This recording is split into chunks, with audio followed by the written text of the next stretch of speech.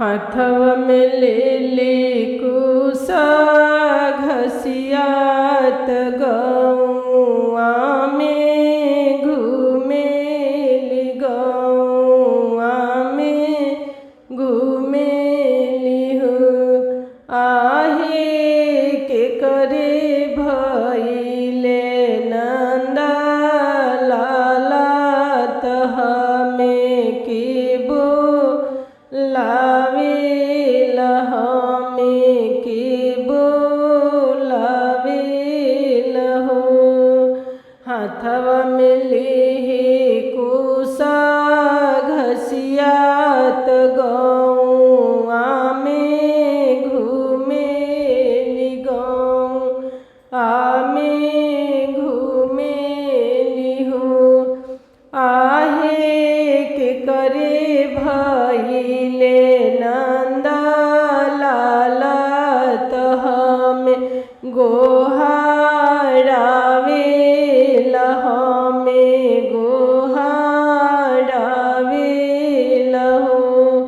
घर में से निकलेली सियरानी अवरु से सियरानी हो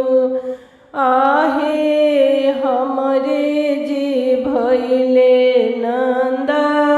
लाला छठी गोहाराइले छठी गोहाराइले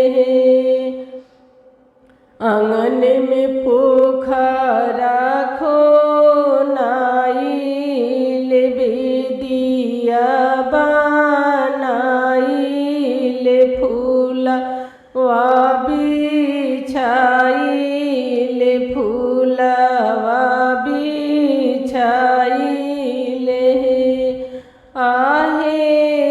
बैठी छठियासन लगाई त चरण पाखरब चरण पाखरब हे आहे बैठी छठियासन लगाई त चरण पाखरब आचरे से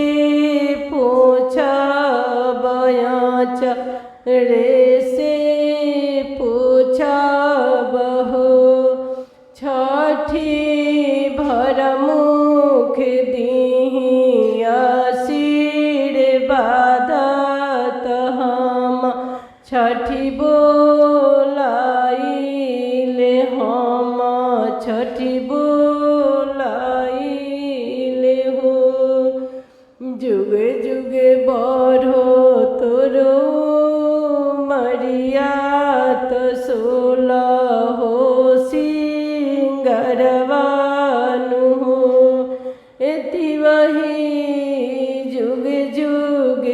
बढ़ो तोहर परिवार हमें